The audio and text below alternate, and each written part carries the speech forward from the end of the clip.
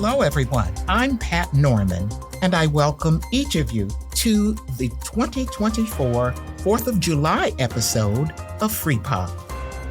As always, we are proud to bring you this short, weekly podcast with the help of a large volunteer group dedicated to providing objective news specific to our community. Hello, Free Pod. I'm Paulette Williams-Thomas, and now let's get started on the news you've been missing. Work has begun on the Locust Avenue street project, which will greatly improve the condition of the street, as well as improve sewer and water mains. The construction work will begin with updates on the water and sewer lines, and then will involve a complete repaving of the street. The project stretches from South Street to Lincoln Boulevard. All of the work should be done by the start of the school year. Helm Group is doing the work, and the funding comes from the city and Stephenson County. Locust Avenue will be closed during the day while crews are at work, but open at night. Music on Chicago's second appearance of the season is tomorrow, Friday, July 5th, featuring Mimi on the mic and Harlan Jefferson at the Freeport Art Museum Plaza, across from the Freeport Public Library in downtown Freeport. Harlan Jefferson will take the stage at 7 o'clock p.m. with his own unique style of soul, jazz, funk, and hip-hop on his saxophone. He also welcomes vocalist Candace Jackson. At 8 o'clock p.m., Freeport native Tamika Smith headlines with Mimi on the mic. This high-energy show will bring the best of the top 40 hits from the 80s to the present and keep everyone dancing. Food and beverages will be available for purchase from local food trucks. Admission is $5 per person, with children age 5 and under free. The Greater Freeport Partnership is co-hosting July's Music on Chicago with Freeport's Flight Radio to encourage new talent to join us here in Freeport. The Highland Community College Board unanimously approved a 3.5% salary increase for non-union staff, as well as a 2-year lease agreement with the YMCA Family Child Care Center that includes an option for a 3rd year. The salary increases for non-union employees follow increases of 2.0% in fiscal year 2022 and 3.0% in fiscal year 2023. Explanation for the increases included findings from the compensation range and salary adjustment system at Highland that compares Highland salaries to national averages to ensure that the college is fiscally responsible. The Human Resources Department at Highland found that more than 1 out of 5 of recent non-union job offers was rejected by the applicant because of a low salary. The survey also revealed that only 40% of Highland's non-union employees were satisfied with their salaries. A major problem contributing to dissatisfaction that was identified in the study was that Highland jobs took 13 years on average for employers to reach the mid-range of salary in their careers, compared to only 5 to 10 years nationwide.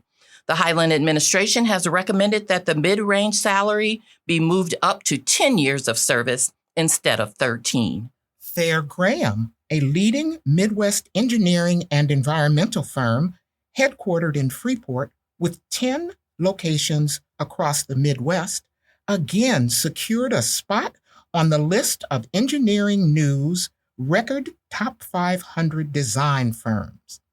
Ranking in at number 474, this distinction marks the 3rd consecutive year the firm has been featured on this prestigious list.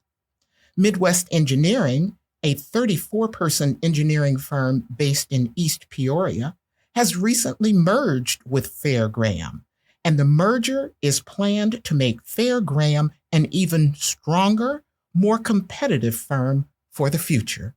As we celebrate our nation's birthday, we wanted to make note of a story recently reported by the Peoria Journal-Star that indicates that a recent study says Illinois is the third best state to move to in the United States. The study was conducted by immigration lawyers from Manifest Law, an employment and immigration law firm in New York City, and graded states on crime, disposable income, student-to-teacher ratios, cost of living, and available housing. According to their study, Wyoming is the best state to immigrate to in the U.S., followed by Minnesota and then Illinois, which scored a 64.8 out of 100 points. Hawaii, Mississippi, and Louisiana were the bottom three states in the study. Illinois, however, is also a state that consistently loses population rather than gaining it. In 2023, Illinois marked its 10th consecutive year of losing population. In celebration of Independence Day, though, we're focusing on the positive news this study provides. Way to go, Illinois. Krape Park is a favorite destination for many in our area, and fishing fans are included in that count. The majority of people choose to fish in the spring, when the Illinois Department of Natural Resources releases trout in the Yellow Creek.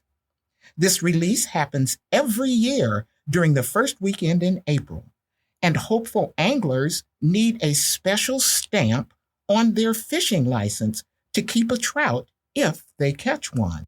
If they do catch a trout and don't have a stamp, the trout should be released back into the creek according to fishing regulations.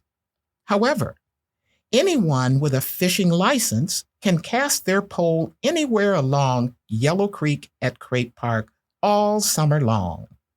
Their catch might include bass, crappies, bluegills, catfish, and carp. But again, the special stamp is required to keep a trout. Fishing is popular in Krape Park, says Bruce Cubberly, interim executive director at the Freeport Park District. He says people fish there almost every day when the weather is good. The only caveat, no fishing is allowed on bridges. Word has it that there are a lot of smallmouth bass just below the dam. So if your holiday weekend includes a bit of fishing, head to Krape Park. Good luck to all area fishermen and fisherwomen. Amira Striegel, the new administrative manager of the Stevenson County Farmers Market in downtown Freeport, is adding a number of offerings to the market. In addition to the fresh produce, baked and canned goods, artisan crafts, flowers and plants, and of course, other traditional farmers market items. Regular market goers may know Amira as the sourdough bread lady. She says that farmers markets have always meant a lot to her, and she hopes to cultivate a spirit of community at the market by adding community education, interactive experiences, and entertainment every Saturday morning from 8 until noon. Plans include magicians, open mic music, hula hoop yoga, and even Narcan training to show how to use this product. Narcan is an over-the-counter nasal spray treatment that can save a life in an opioid overdose emergency. The market also offers hospitality for market goers, including water from the artesian well in Winslow, a box of recycled old batteries, and coming soon, reusable canvas Stevenson County Farmers Market tote bags for purchase. Amira looks forward to hearing from the public with other ideas, organization recommendations, and other comments to enhance the farmers market experience. You can reach her on Facebook at the Stevenson County Farmers Market page, or send her a message at the market's email address, stevensoncountyfarmersmarket@gmail.com, or just stop by and chat with her, and of course, pick up a delicious loaf of sourdough bread. Just as a reminder, we have 4 farmers markets in our county, In addition to the Stevenson County Farmers Market downtown, there's the Freeport Farmers Market on South Street and Lena's Farmers Market near Main Street, all of which are open every Saturday, as well as the McConnell Market in the McConnell VFW parking lot on the second Sunday of each month. We will include the times for all of these in the script for this episode of FreePod on our website. So, eat local, eat healthy, and support our local farmers markets. For all the classic movie lovers out there, be sure to attend the big screen showing of The Matrix next Wednesday, July 10th at the Lindo Theater. The Matrix is the next entry in Lindo Theater's Select Picks classic film series hosted by Ed Finch and Alan Wenzel at the Lindo Theater. A widely acclaimed sci-fi action flick, this 1999 picture stars Keanu Reeves and Lawrence Fishburne. The Matrix screens next Wednesday at 1 o'clock and 7 o'clock p.m. at regular ticket prices. 2024 is the 14th year for this popular film series at the Lindo. Paulette, Wednesday mornings include movies for kids at the Lindo. For the younger set of moviegoers, and also the young at heart, the Lindo is once again offering family movies all summer long on Wednesday mornings for just $2.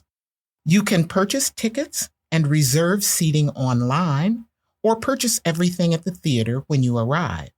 Doors open at 9 o'clock a.m. for entertainment and games, and the show times are at 10 o'clock a.m.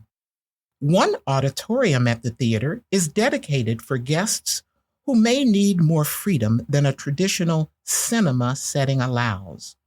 With the lights turned up and the sound turned down, attendees can talk and move around, which can be helpful for young families or guests with special needs. For extra fun, group reservations for 20 or more include admission with reserved seating and a kiddie refreshment combo with popcorn, a juice box or a kiddie drink, and a fruit snack for $8 per person. The reservation form for groups can be found at the Lindo Theater's website. Next week's movie on July 10th is the box office hit Shrek. We will mention the other movies each week, or you can find the whole lineup on the theater's website. What a great family option for a hot summer morning. With pre-race registration ending soon, we have a quick reminder for you about FHN's Healthy Heart Hustle 5K, 7 o'clock a.m. on Saturday, July 20th.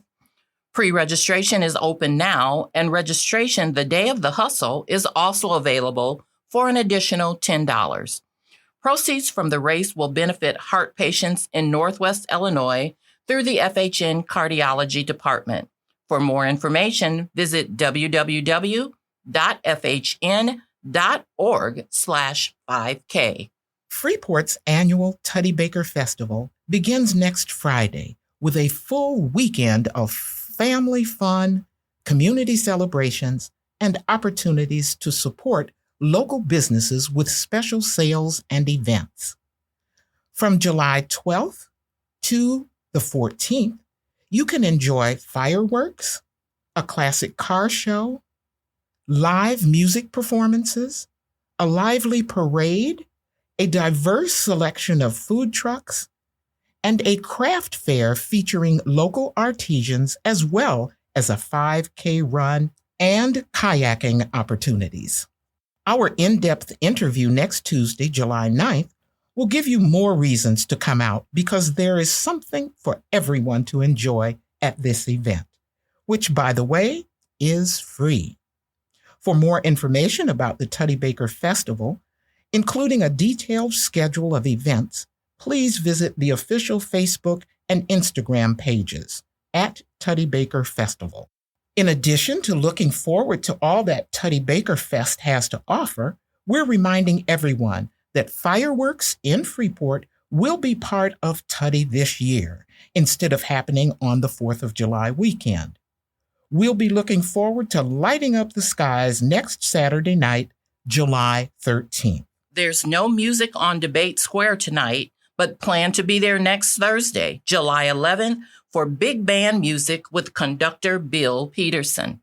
We're not without more music for the July 4th holiday weekend, though, as the weekend wraps up with Music Under the Stars on Sunday, July 7th at 7 p.m. at the Koenig Amphitheater at Krape Park. The conductor for that evening's performance by the Freeport Concert Band is also Bill Peterson. The featured vocalist is Brittany Kieselhurst, and there will be a clarinet solo by Ken Stein. What a great way to end the weekend.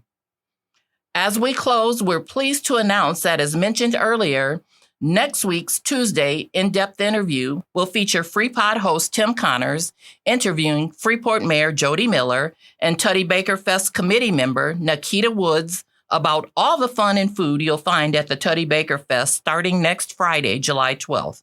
Their conversation will be posted at noon on Tuesday, July 9th. With that, time's up for this week. But tune in again next week for more about Freeport businesses, city plans in progress, area rewards and recognition, local impacts related to state and national news, and more. As we say each week, FreePod couldn't come to you without the help of many local supporters. We're especially appreciative for the Mass Communications Department at Highland Community College for producing this podcast, as well as our many liaisons and reporters for the time they volunteer to bring the news to you. Thank you, Highland and Team FreePod. Again, I'm Paulette Williams-Thomas, here with Pat Norman, and we hope you'll check back next week for more news you've been missing. Thank you for listening.